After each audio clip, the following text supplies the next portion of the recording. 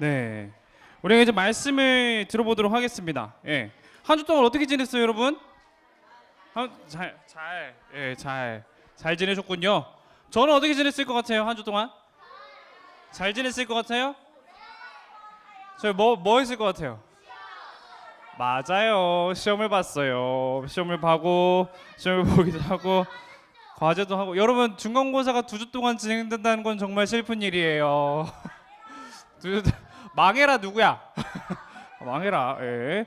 여러분은 나중에 꼭 시험 대신에 과제 내주시는 교수님 만나기를 축복합니다. 우리 이제 말씀을 전해볼게요. 자, 우리가 오늘의 주인공 누굴까요? 맞아요. 바울 선생님의 이야기를 계속해서 해보려고 합니다. 계속 저번 주 계속 바울 이야기 나누고 있죠.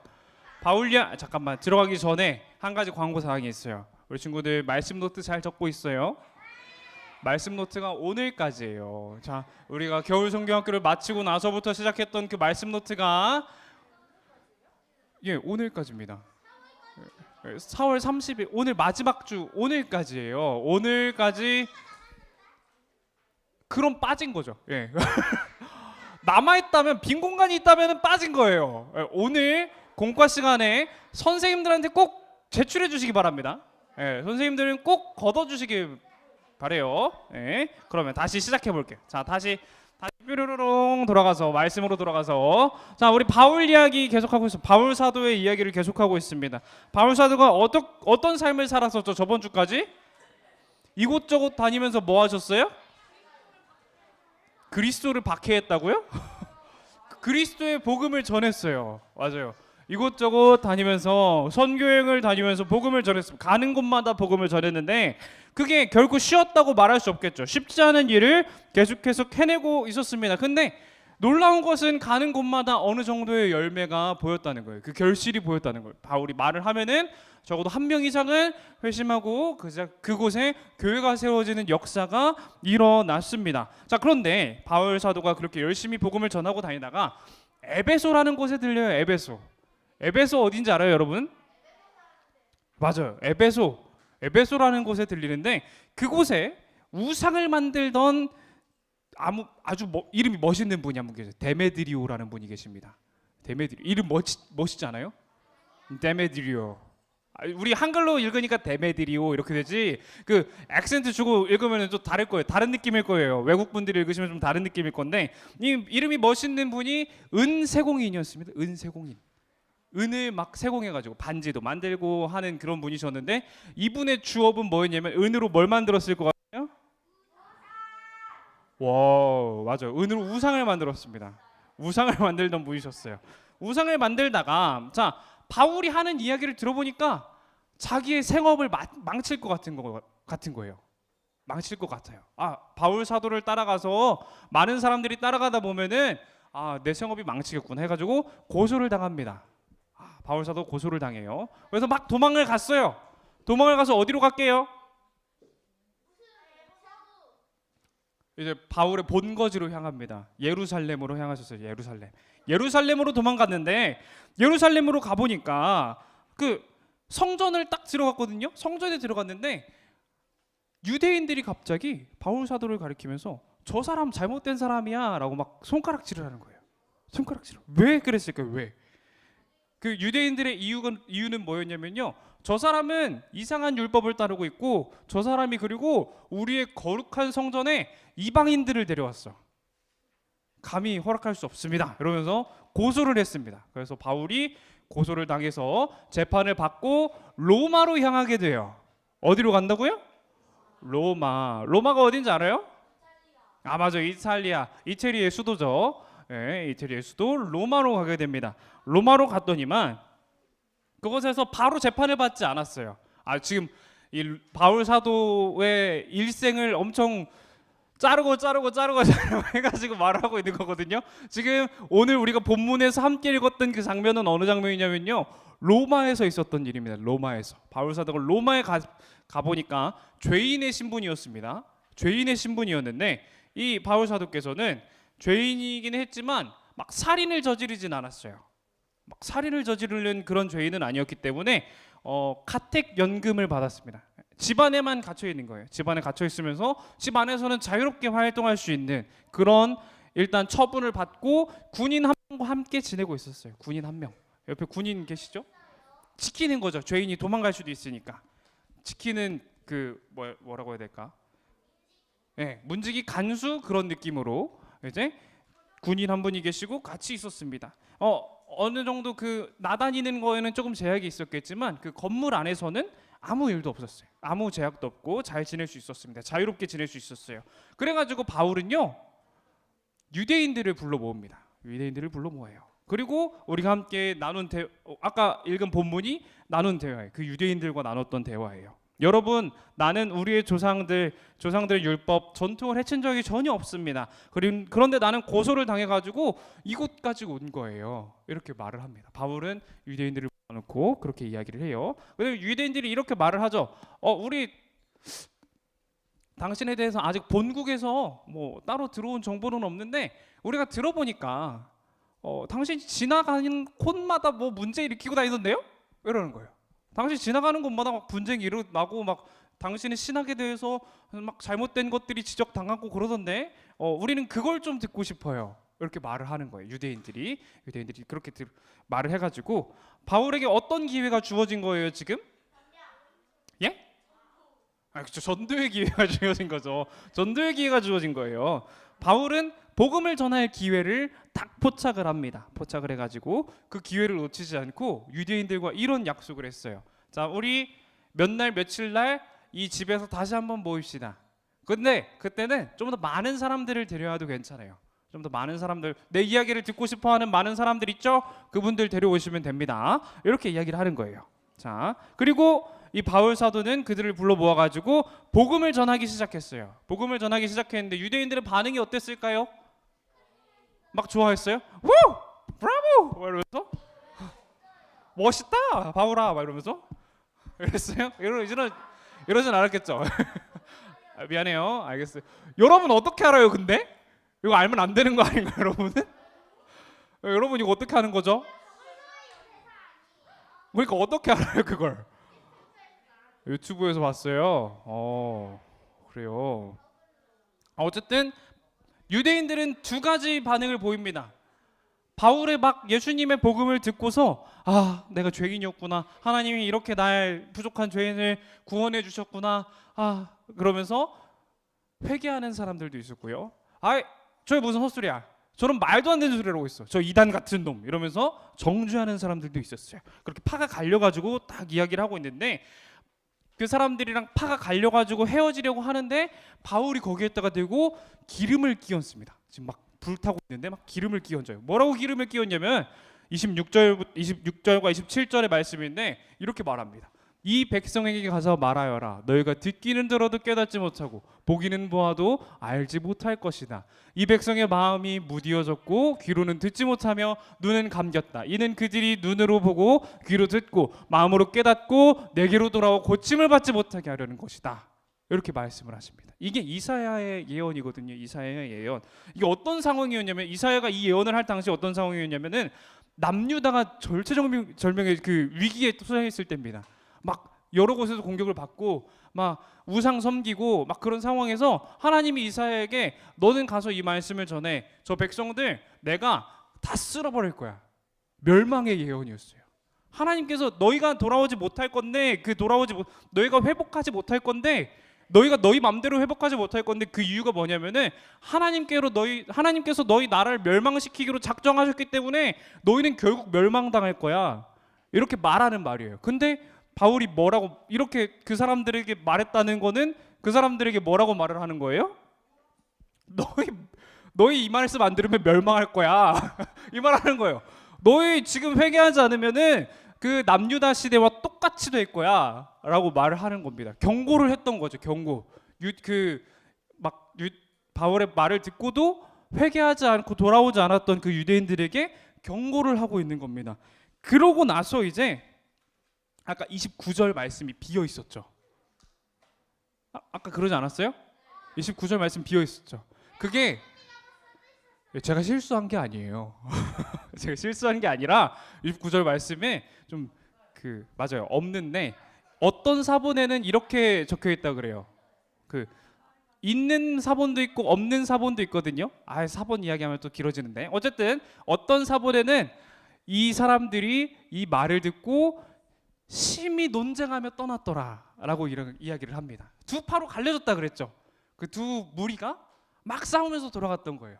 싸우면서 들어갔던 겁니다. 자, 그렇게 유대인들에게 복음을 전하고 그리고 계속해서 로마에 있는 동안에 복음을 계속 전했습니다. 복음을 계속 전했어요. 아까 뭐라 그랬죠? 집안에서는 어쩌다 그랬어요? 집안에서는 자유로웠어요. 집안에서는 자유로웠기 때문에 사람들을 집으로 초청을 해서 유대인들을 집으로 초청을 해서 혹은 바울을 만나고자 하는 사람들을 집으로 초청을 해서 말씀을 전했던 거예요. 말씀을 전했습니다. 그게 바로 우리 바울 사도의 사도행전에서 기록하고 있는 바울 사도의 마지막 모습인데요. 우리가 이 이야기를 통해서 세 가지 질문에 대해서 이야기를 좀 해보려고 해요. 살펴보려고 하는데 세 가지 질문 이런 겁니다. 왜 로마에 갔을까? 바울 왜 로마에 갔을까요? 두 번째, 바울은 왜 유대인들을 불러 모았을까요? 세 번째, 바울은 로마에서 무엇을 했을까요? 이 이야기를 보고서 이제 탁 눈치가 채지는 분들은 이제 아주 훌륭한 친구들입니다. 자, 바울은 첫 번째로 왜 로마로 갔을까요? 피하려고? 아니요. 로마 가는 건 끌려가는 거였는데요. 고소당해서 끌려간 건데요. 피하려고 한 건 예루살렘에 피하려고 갔고 끌려갔습니다. 끌려갔어요. 자, 로마에 왜 가게 됐을까요? 뭐 어쩌다 보니 갔다라고 표현할 수도 있을 것 같아요. 어쩌다 보니 갔다라고 표현할 수 있을지도 몰라요. 근데 계속해서 우리가 매주 설교를 통해 설교를 관통하고 있는 중심 주제가 있어요. 뭘까요? 여행이 아니라 하나님이 일어나가신다라는 설교를 관통하고 있는 주제가 있어요. 계속해서 바울의 사역을 보면서 바울이 이곳에 간 이유는 하나님이 보내셨기 때문이에요. 바울이 이곳에 간 이유는 하나님이 보내셨기 때문이에요. 바울이 아시아에 못 갔던 것도 비두니아에 못 갔던 것도 그리고 그곳에 가지 못하고 드로아에 갔던 거 기억나요, 여러분? 네, 기억나죠? 트로아스, 그렇죠? 기억나죠? 그곳에 갔던 이유가 바로 뭐라고요? 하나님이 그곳에 보내셨기 때문이에요 라고 계속해서 이야기를 하고 있었어요. 그렇다면 로마는 왜 갔을까요? 로마도 역시 하나님이 보내셨기 때문이라는 말을 하고 싶은 거예요. 지금 바울이 로마에 갔던 이유도 하나님이 보내셨기 때문에 갈 수 있었다라는 겁니다. 로마에 간 이유가 하나님이 그곳에 보내셨기 때문이다라는 겁니다. 하나님께서 일하셨기 때문에 하나님께서 바울이 로마에 가서 해야 할 일이 있었기 때문에 그곳에 보냈다는 겁니다. 자, 그럼 두 번째, 세 번째 질문을 다시 한번 다뤄볼 건데요. 이 두 질문은 서로 아주 깊은 관계가 있어요. 왜 유대인들을 불러 모았을까? 로마에서 바울은 무엇을 했을까? 맞아요. 복음을 전했어요. 맞아요. 아주 연관이 깊은 질문인데 유대인들을 불러 모았던 것도 자신의 그 복음을 변호하기 위해서입니다. 내가 사실은 유대인으로서 전통을 버린 게 아니에요. 그냥 내가 전하고 있는 이것은 새롭게 된 복음입니다. 예수 그리스도로 인해서 회복된 복음이에요. 우리도 다시 이 회복된 자리로 돌아가야 합니다 라고 계속해서 전했던 거예요. 복음을 우리가 따라갑시다. 예수 그리스도를 우리가 주로 모시고 하나님을 잘 섬기며 살아갑시다 라는 거를 계속해서 전했습니다. 이게 잘못된 게 아니라니까 막 이러면서 전하고 다녔던 거예요. 유대교랑 막 싸우려고 그러는 게 아니에요. 빨리 돌아와요. 우리가 하나님께로 다시 돌아가야 돼요 라고 이야기를 하고 있는 거죠. 그리고 이사야 말씀을 인용함으로 인해서 그 당시의 선지자의 권위 그런 것들을 표현하고 싶었던 것 같아요. 그리고 두 번째, 로마에 무엇을 했을까요? 유대인들을 불러 모아가지고 그 사람들과 이야기했던 것뿐만 아니라 아까 무슨 일도 있었다 그랬죠? 바울을 찾아오는 많은 사람들에게 뭐 했다고 그랬어요? 복음을 전했다고 그랬어요. 맞습니다. 로마에 갔던 이유가 그러면 결국 뭐예요? 하나님께서 바울을 로마로 보내셨던 이유가 뭐예요? 로마 지역에 복음을 전하기 위해서예요. 그곳에 있던 유대인들을 다시 하나님께로 돌아오게 하기 위해서 그곳에 있는 하나님이 사랑하는 그 한 영혼을 위해서 바울을 그곳에 보냈던 겁니다. 그리고 이렇게 사명을 잘 감당하기 위해서 노력했습니다. 바울은. 그 사명이 바로 복음 전하는 거였죠. 바울은 디모데 후서에서 이렇게 고백을 합니다. 나는 선한 싸움을 싸웠습니다. 내가 달려가야 할 길을 끝냈으며 믿음도 지켜냈어요 라고 고백을 합니다. 바울의 이런 고백을 들으면서 욕할 사람이 있었을까요? 아이 저 교만한 녀석이라고 말할 수 있는 사람이 있었을까요? 그 당시에 모두가 인정하는 그런 사명을 감당하는 사명자였기 때문에 그렇지 않았습니다. 그 당시 살아갔던 성도들이 이 바울의 고백을 보면서 아 나도 저렇게 사명을 잘 감당하고 그 나의 선한 싸움, 나에게 맡겨진 선한 싸움들을 싸워 나가고 나에게 맡겨진 그 사명을 끝까지 완수해야겠구나라고 생각을 했을 겁니다. 그 하나님 바울은 그런 놀라우신 하나님의 이끄심을 받았고 그 삶이 항상 복음을 전하는 풍성한 삶이었어요. 자, 사랑하는 여러분, 우리 초등부 친구들, 놀라운 것은 바울을 위해 일하고 계신 이 하나님이 지금 누구에게도 일하고 계실까요? 맞아요. 맞아요. 우리에게도 우리 인생 가운데서도 여러분의 인생 가운데에서도 일하고 있다는 겁니다. 그렇다면은 여러분이 지금 살아가고 있는 삶은 어떤 삶을 살아가고 있어요? 혹시 어떤 삶을 살아가고 있어요? 예? 맛있는 삶이요? 초코라떼 마시는 삶. 아니 초코라떼 그렇게 먹으면 당뇨 걸려요. 어릴 때 신장을 잘 관리를 해야 됩니다. 예. 여러분은 어떤 삶을 살고 있어요? 가정에서는 누구로 살아요, 여러분? 가정에서는 그쵸. 첫째, 뭐 둘째도 있고 셋째도 있을 수 있고요. 넷째도 있을 수 있습니다. 막내도 있을 수 있고요. 뭐 동생 혹은 오빠, 누나 혹은 뭐 그런 예? 엄마 아빠로 살진 않죠. 선생님들은 엄마 아빠로 사시죠. 아주 좋았어요. 제가 깜빡하고 있었네요. 선생님들이 깜빡하고 있었습니다. 우리가 가정에서 각자 맡겨진 삶이 있습니다. 그렇죠? 아들로서 맡겨진 삶이 있어요. 어떻게 해야 돼요? 아들로서? 딸로서 어떻게 해야 돼요? 부모님께? 효도해야 돼요? 정말이에요? 여러분 효도하고 있어요 혹시? 현율이 효도하고 있어요? 여쭤볼 거예요 가서. 그래요? 좋아요. 효도하고 있어요. 오케이, 효도하고 있어요. 네, 우리